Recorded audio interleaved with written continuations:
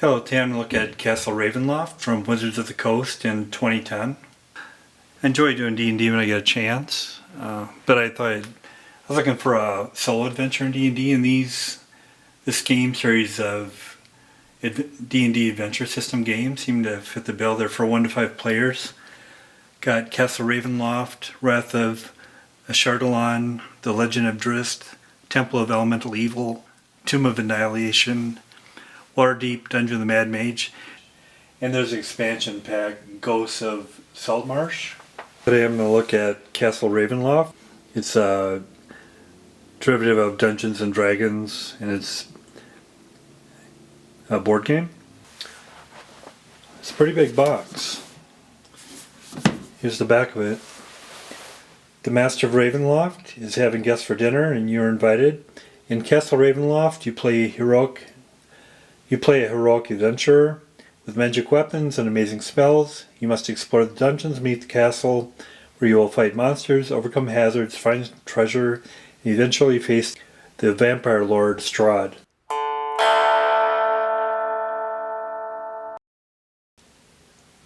Game components got 41 illustrated interlocking dungeon tiles, 42 plastic heroes and monsters, including the huge Dracolich, 9 illustrated hero and villain tiles, rulebook, adventure book, 200 encounter, monster, and treasure cards, 192 markers and tokens, and a 20-sided dice. But here's all the components, and there's a simple storage solution in the box, as you see. Got the adventure book with several different scenarios, 13 different scenarios. The rule book, a lot of examples,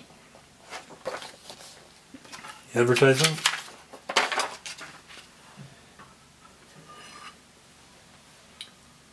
got the 42 very well done miniatures of various scaled sizes. The miniatures are very well done. Here's showing the scale of the largest to smallest miniatures. This is the Dracolich. The adventurers, they seem a little bit larger than standard D&D figures, but they're about kind of in the ballpark of them. Then the smaller miniatures, a kobold and a rat swarm. In each of the 7 of the expansion games, you get different characters. In Ravenloft, you have these 5 pre-made characters. You have a Eldrin Wizard, Dragonborn Fighter, Human Ranger, Human Rogue, Dwarf Cleric. Instead of Strength, Intelligence, Wisdom, Charisma, and Dexterity, and hit points, you captured here with the hit point speed and your surge value, and also the armor class. Give some background. Has skills, for instance, the Dragonborn Fighter. You protect your friends while another hero is on the same tile as you. He or she gains +1 bonus to armor class. And then powers, you choose, it tells you how many cards you can choose for your abilities. For him, you can use Dragon's Breath, but then you can also choose the cards, how many, 1 utility power, 2 fighter at will power, 1 fighter daily power, and similar setup for the clerics and the others here. And one side you have the first level, and then if you roll a natural 20, or in some case cards, lets you move up to 2nd level, where abilities are increased. And some of the monsters are especially important to the play, and sometimes they're more powerful too. And they're villains, and some of them they have their own cards. So here's the Dracolich. It's got his tactics. It's got Dragon Breath as well. Attack options and damage. The other villains that have their own tactic cards are the Young Vampire, Werewolf, and the Kobold Sorcerer. Shows the armor class, hit points, attacks and damage, and tactics. Then for monsters, you have the flesh golem, zombie dragon, and gargoyles. More monsters, ghouls, wolves, and a howling hag. Red swarms, kobold skirmishers, and spiders. And then race, blazing skeletons, and zombies. So a lot of great miniatures there. And the adventures are cooperative adventures. And actually when the team gains experience, it goes to a group experience pile, and we'll talk about that in play. And also at the end of the game, the team usually starts with 2 healing surges, which you give it, if a player gets down to 0 hit points, you give it to them, and then their card indicates how many hit points to gain back. For instance, he would get 5. And the hit point markers are placed on the player cards to show where their hit points are at. There's a sun indicator. Some of the scenarios keep track of whether it's daylight or nighttime out. Of course, there's vampires involved, so that's important sometimes. And these are also indicators you put in your card if your character is immobilized or slowed. If you're immobilized, you cannot move and discard after your next hero phase. If you're slowed, your speed is 2. And you discard at the end of your hero phase. As you move along the game, you explore the dungeon and build it up. And when your character ends on the edge of a tile, these areas are tiles and within them are the squares. But when you're on an unexplored edge of a tile, you would place a new tile there, and you place it so that the arrow marker on the new tile will point in the direction where you're coming. There are white triangles and black triangles. If there's a black triangle, you draw an encounter card, which are sometimes bad. And always, whether it's a white or black triangle, you put a monster on where the bone pile is. To do that, you draw a card from the monster deck and you see what monster it is, and then you place it there on the bone pile. And some of the tiles have unique indicators or characteristics depending on the adventure you play, like different crypts or chapels, etc. Some tokens and markers. Here's monster tokens where you can keep track of hit points on different monsters. And these are items that you can pick up, these item tokens. Comes with a 20-sided die. And then when you uncover coffins, different things can happen. A marker for Kavan, who's a helper of Strahd. Some markers for Mistform Dragon's Breath, and then there's reaction markers for Calm and Enrage. Indicator of monster hit points. Time indicator. And then some cards for indicating effects of traps and other items. For your characters, when you set up, you choose different power chords depending on what it says in the character card. And they each have utility powers, daily powers, and at-will powers. At-will you can use whenever you're engaging. Daily power and utility power you have to flip over after you've used them. As far as cards, there's the encounter cards. Show an example here. It tells you what you do with the card. Monster cards you draw when you explore a new tile. Gives details about attack and damage and tactics of the monster. Armor class, hit points, different treasures you can find. And these are treasures for different adventures as well. And then a sequence of play reference card. I'll demonstrate the rules by going through play, so we'll move into setup and play.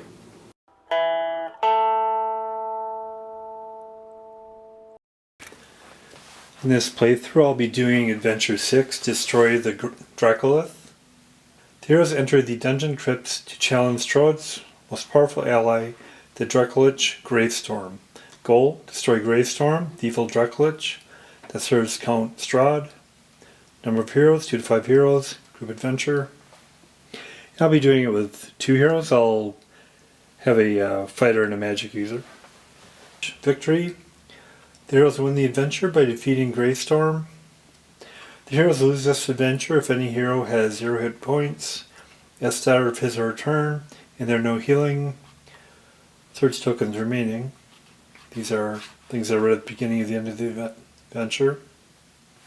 For my mission, I'll be using 2 characters. I'll be doing Arjan, the Dragonborn Fighter, and also Imral, the Eladrin Wizard. For Arjan, the Dragonborn Fighter, armor class 17, this is first level. Hit points 10, speed 5, surge value 5 hit points. Defender, you protect your friends. While another hero is on the same tile as you, he or she gains a +1 bonus to armor class. And then powers, you can use the following power cards: Dragon's Breath, select 1 fighter utility power, 2 fighter at will powers, select 1 fighter daily power. And here's the Dragon's Breath. It's a daily power that you can do once per day. Flip it over and use it. It's +4 attack, 1 damage. And it attacks each monster on your tile, which is nice. It also doesn't count as an attack action. And then these are the choices you have for utility powers, daily powers, and at will power. For the 1 utility power, he's going to be doing Unstoppable. Use this at the start of your hero phase. You regain 2 hit points, which is nice. Then you flip it over flip it over after you use it. That's the one he'll choose that. And then for the daily powers, you can choose one of those as well. There's Come and Get with a +6 attack, 1 damage.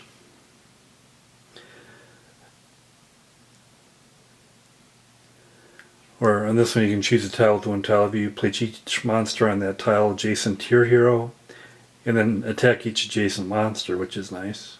Or there's Brute Strike, where you attack 1 adjacent monster, +5 attack, 4 damage. Precise Strike, attack 1 adjacent monster, 11 attack and 2 damage.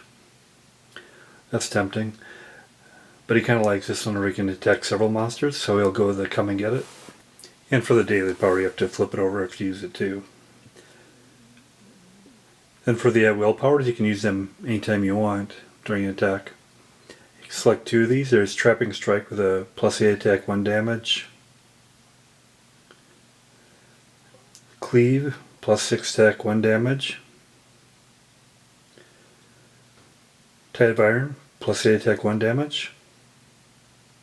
For Tide of Iron, if you place a monster on a tile within 1 tile view, so you can basically move the monster back. On Cleave, if you choose another monster on your tile and move adjacent to it, the monster takes 1 damage, so you can hit a couple monsters.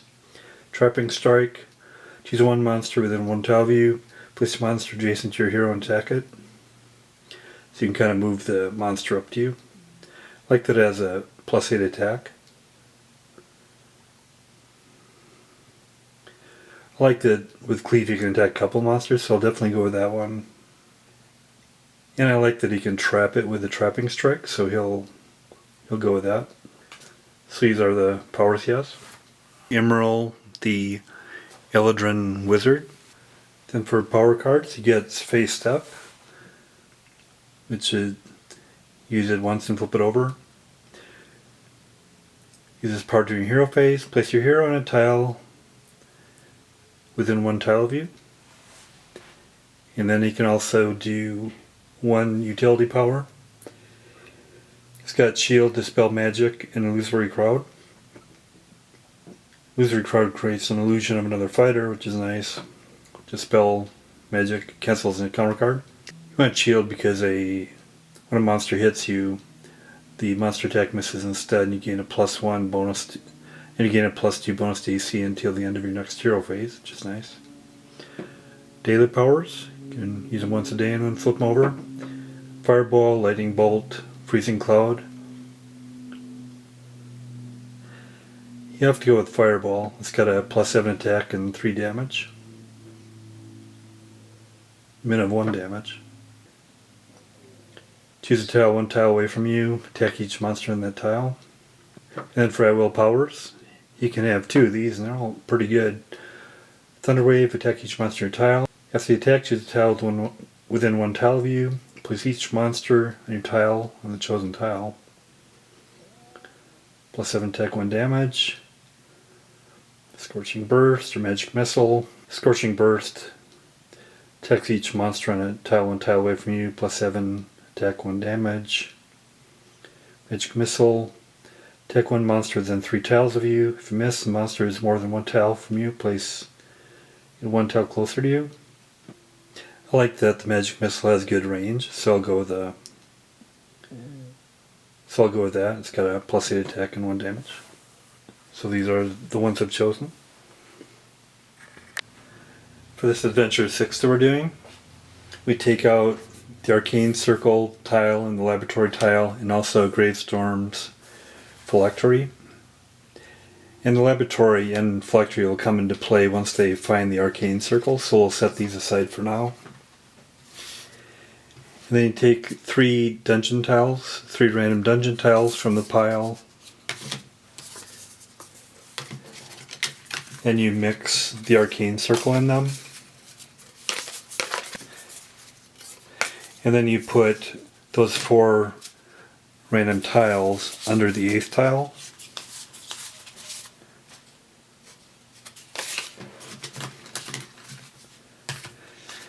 And that way it'll be between the 9th and 12th turn that you come upon the Arcane Circle, but you don't know if it's being 9th or up to the 12th. And you have 2 healing surges. Then we get in the first turn here. So I placed a start tile here. The start tile is actually 2 normal sized tiles connected. You place the heroes in squares adjacent to these start tile steps, which I'll place the fighter here and wizard here. Sequence of play will be hero phase, exploration, villain, hero. You can use a healing surge token if you need one, and then you can either move and attack and move, or make 2 moves. Exploration phase. If you have a hero on an explored edge, you take a tile randomly from the pile, and you place it on the adjacent edge with the triangle facing in. And then you draw a monster card and place it on the tile. Then villain phase. If you didn't place a tile, you draw an encounter card, or if the tile you drew has a black triangle instead of a white one, you draw an encounter card and do it and do the appropriate actions. Then if you have a villain, you play it and you activate your monsters and do their actions. Then you repeat the turn for the next player. From the adventure, an undead dragon called a Dracolich has answered Strahd's call. Now it ravages through the countryside every night, destroying everything in its path. You decide to enter the dungeon crypts to find the lair of the Dracolich. And then, if luck is with you, you plan to destroy it before it can attack Barovia again. The cleric of Barovia provided this advice. Find the creature's phylactery. It holds the Dracolich's evil essence. Destroy the phylactery, and your task will be much easier to accomplish. I'll have the fighter go first. He'll move over to this unexplored edge. He's got a movement speed of 5, so he can make it there. No attacks going on yet. Draw a tile. Dark Fountain, place it. It's a white triangle, which you place towards the entering edge there. And since it's not a black triangle, you don't do an encounter card, but you place a monster. Draw from the monster pile. Ghoul. Armor class 16. Hit points 1. These are the tactics. Get a Ghoul. Place him on the bone pile. And that's the end of his hero and also exploration phase. Then we go to the villain phase. Now since he's the one that discovered the Ghoul, he'll be the one that keeps track of it in his pile here. If the Ghoul is adjacent to the hero, it attacks that hero with a running bite. If it's within one tile of the hero, which it is, it was adjacent to the closest hero and attacks with a paralyzing claw. The fighter is the closest hero. With his paralyzing claw, it's a +7 attack. And be a 1 hit point damage and immobilized if he's hit.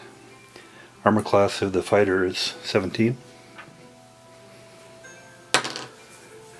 13 plus 7, 20. So he is greater than or equal to 17, so he hits. Fighter gets 1 hit point damage.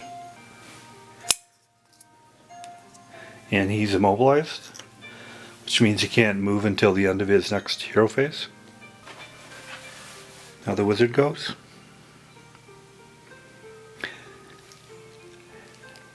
He doesn't want to leave the fighter vulnerable there, so he'll go over there and help him. He's got a couple options. He's got Thunder Wave, which can attack multiple monsters. Right now I'm just looking at his willpowers. Then he also has Magic Missile.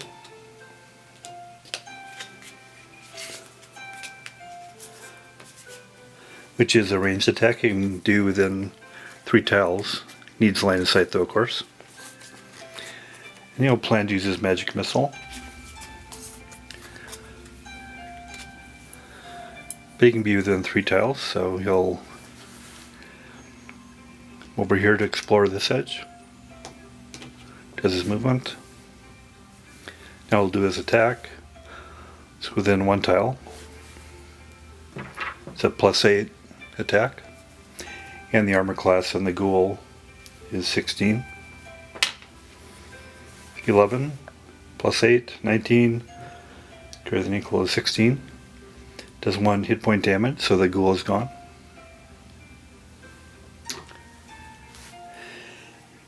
And then they keep a card in the experience pile, and the experience is shared by both the adventurers. So he's done his movement, attack, and now he can explore. Takes a dungeon tile. It's got a black arrow, so there will be an event. You'll place the monster in the bone pile. Drop the monster deck. Says zombie. Put the zombie on the bone pile and draw an encounter card. Since he got a black triangle. Prowling Ghost. Attack the active hero. After the attack, draw a tile from the bottom of the dungeon tile stack and place it adjacent to the unexplored edge that's close to the active hero. Place a new monster in that tile and then place the active hero in that tile. And one downside of that is that it'll take longer for them to meet their objective because they're not progressing from the top pile down to get to the arcane circle. The attack is +9, 1. Since it's a ghost, it doesn't seem that there's a miniature for that. But they do attack according to the information here. It's a +9 attack on the wizard. 16 +9, 25, and his armor class is 14, so he hits him. He has the option of doing his shield to make him miss, but it's only 1 hit point, so he's not going to do that.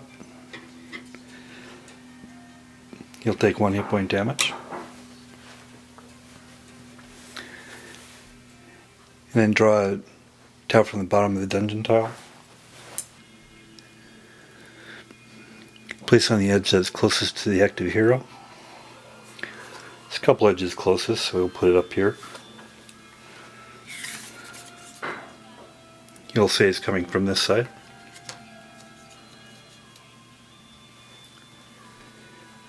It's a white triangle, so there's no additional encounter. Place new monster on the tile, then place the active hero on that tile. Draw for the monster. It's a wraith.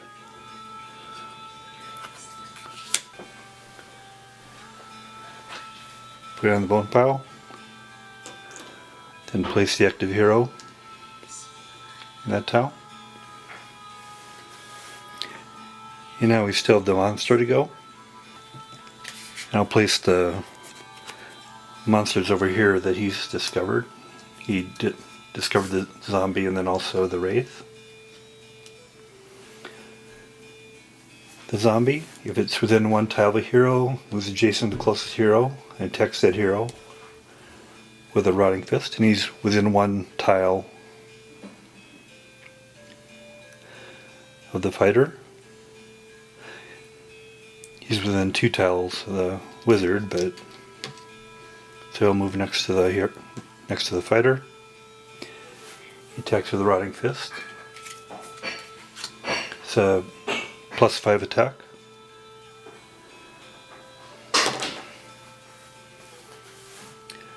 Nine plus 5, 14. The armor class of the fighter is 17, so he misses. Then also you get rid of this encounter card. And now the wraith is activated. Tactics. If it's within one tile of a hero, it moves adjacent to closest hero and attacks that hero with life, draining claw.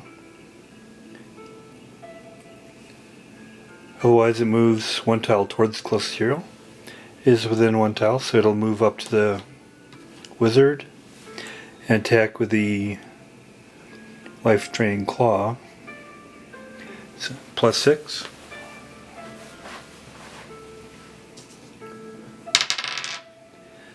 +18 +6, 24, and the wizard's armor class is 14, so it hits. And it would do 3 damage for hit, and 1 if it doesn't. So he doesn't want to take that much damage. He's going to use his shield, which is a utility. Use that when a monster hits you.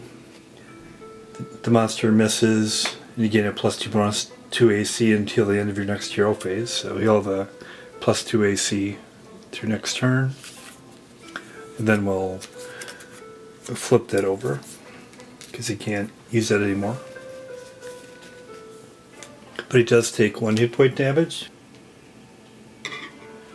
But it could have been worse.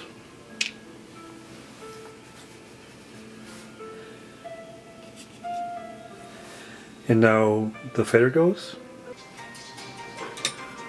So the fighter's going to try to take care of this zombie here. It's got an armor class of 11. He's using his trapping strike, which is a +8 attack. 4 + 8, 12, so he gets him, barely so, but he gets him. Then the zombie goes up to the experience pile. And now they have a total of 3 experience of things they've gotten. Then he'll move. He'll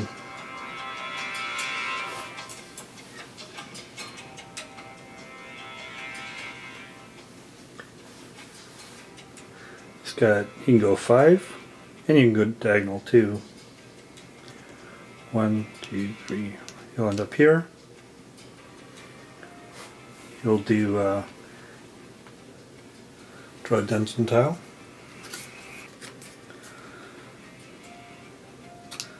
Got a black triangle, so he'll get an encounter. But first he'll put the monster there. Another zombie. Put there, because that's when he'll control now.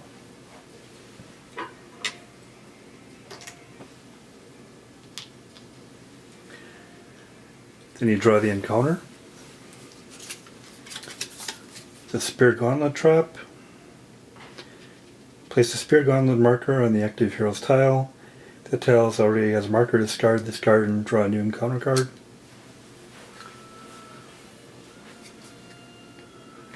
So here's the Spirit Gauntlet and his tile. Attacks each hero within one tile of the trap, and it's got a +6 attack. And that'll occur during the villain phase, which is now because he's completed his exploration. And then you activate villains. There's no villains. Then you activate monsters and traps, and you activate them in the order you got them. And the zombie was found first, so he'll activate first. And if he's within one tile, moves adjacent to the nearest hero and attacks the hero with a rotting fist, which he'll do. It's a +5 attack.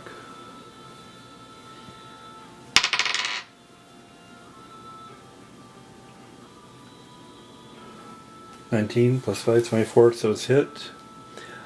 And damage is 1 for each monster on the zombie's tile. There's only one monster, so it'll take 1 hit point. Damage, now he's got 2 hit points damage.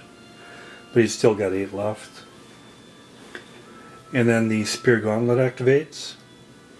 Attacks each hero within one tile of the trap.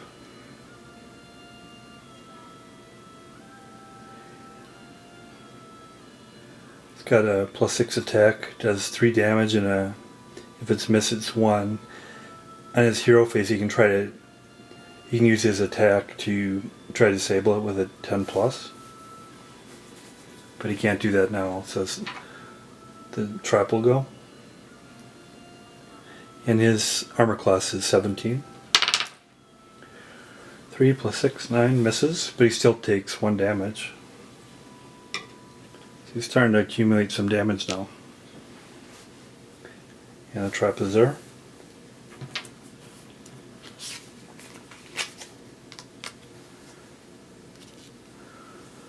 Now we go back to the wizard.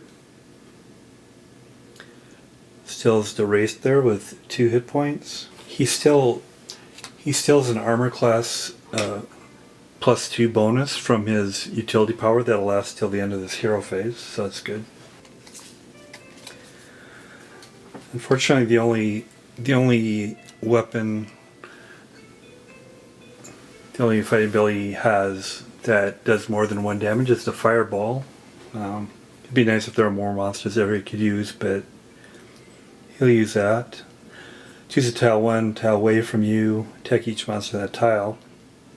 He's got a movement of 6, so he'll move over here. So he's 1 tile away. And then he'll attack with a fireball. And the Wraith has an armor class of 15. It's a +7 attack. 17 + 7.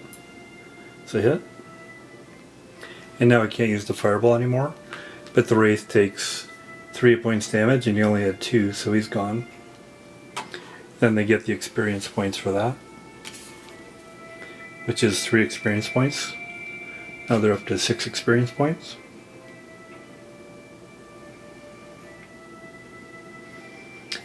And he can't use the fireball anymore.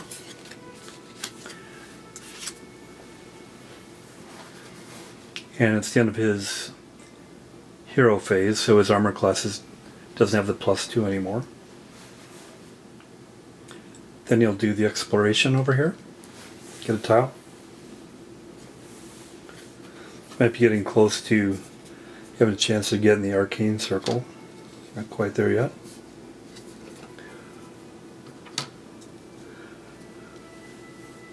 Take a monster and put it on there. It's a gargoyle. That should be interesting. I like these miniatures a lot. I like they're scaled appropriately and have a lot of detail. And then his see what the encounter is. Ice corridor. A thin layer of ice makes it difficult to stand in one place. Attack each hero on the active hero's tile. After the attack, place each hero on the active hero's tile on a tile within one tile of the active hero's tile. They can be placed in different tiles, so he's the only one there. Do an attack, it's a +8 attack.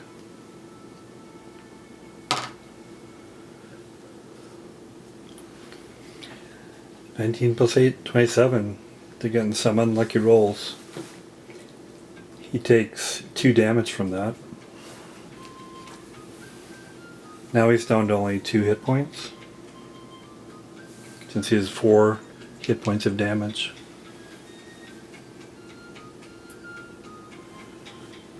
And remove that. And then you put him on one tile away. I'll have him go over here.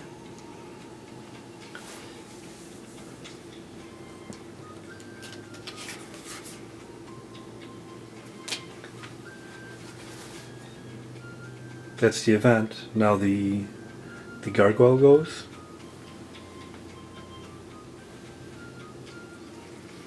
He could be in bad shape here, we'll see. The gargoyle's within one tile of a hero.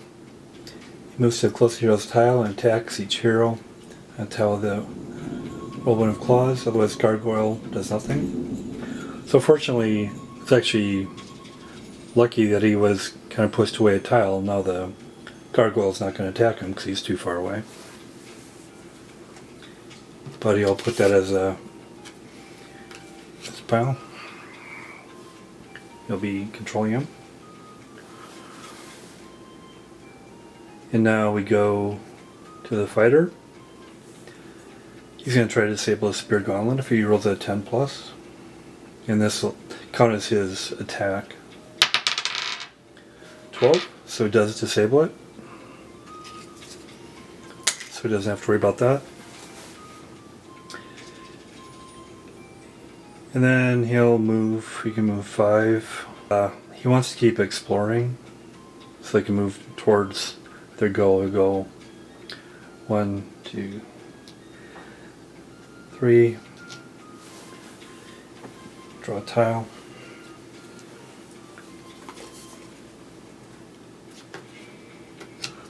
It's got a white triangle, so there's no event, but you get a monster. The kobold skirmisher.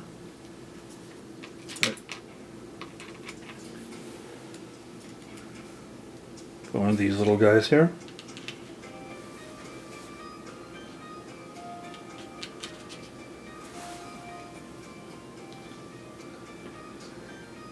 And then the monsters activate.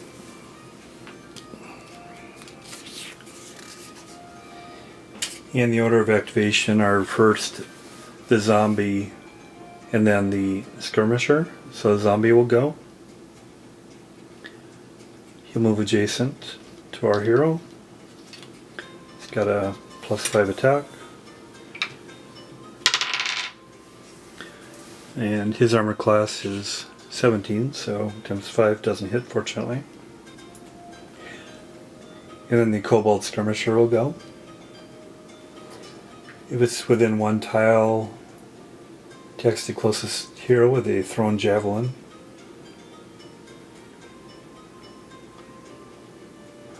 So it sounds like he stays there and throws his javelin. That's my interpretation. Otherwise he moves closer. It's a +9 attack. 12 + 9, 21, so it's a hit. 1 more point of damage. He's now got 4 points of damage and 6 hit points remaining.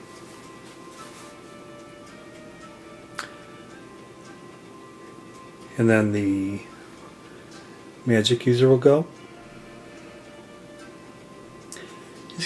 He's gonna stay away from that gargoyle, so he kind of stays out of his range. He'll go over here.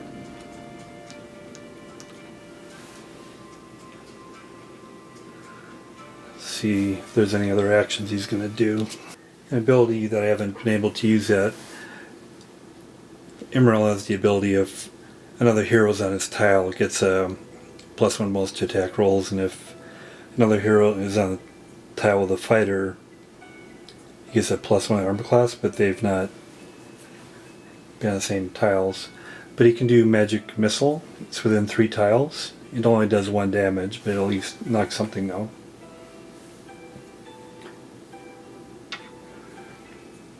So +8. 20. Nice. So he got a natural 20, and he'll hit, and the gargoyle takes 1 point damage.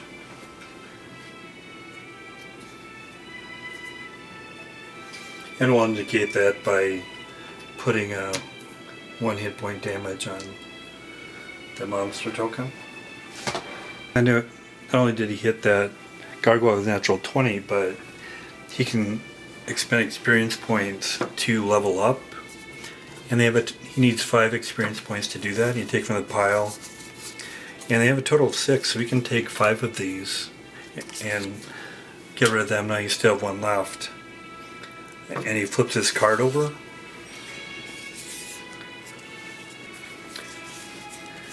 And he'll still have that damage he had before, but now he goes up. He has a higher armor class, 2 more hit points,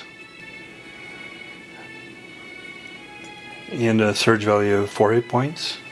And you can get 1 more daily power, which is nice. So now he has his leveled up card here. His higher hit points, armor class, and surge value. Then we go to exploration phase. Draw a tile. Arcane circle. Here we are. This is what we were looking for. It's got a black triangle. And we'll check the special rules for what happens when we see that. And from the adventure, the Dracula stands in the chamber ahead. Gravestorm smells adventurers in its lair. The Dracula roars, "Come, tiny adventurers, let's see if you have the power to challenge Gravestorm." Here he is. Pretty impressive.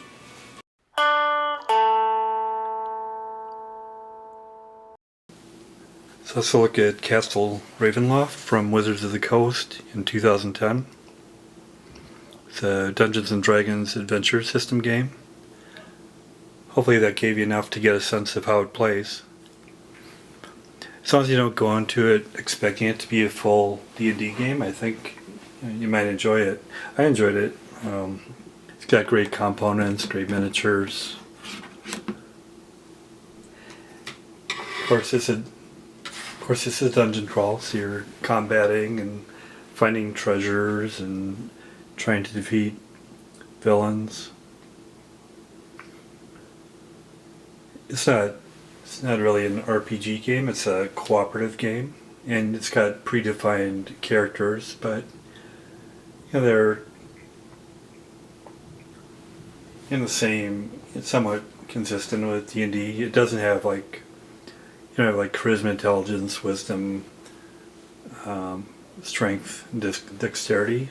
Instead you have an armor class, and you have speed and hit points. But it plays well. You can do it solo. You can do it up to 5 players. It's got interesting encounters. It's got interesting monsters. Like I can choose your different abilities in terms of, instead of buying weapons or armor, your armor class is defined, but then the type of attack you do is basically the kind of weapon you're using or what kind of magic you're using. And you can choose the ones you want to use for your mission. I'm looking forward to, there's several more scenarios in there than the one I played partially through there. Looking forward to trying the others. Glad to have it. Highly recommend it. It's very good for what it strives to be, so I'll give it a 8 out of 10. Thanks a lot.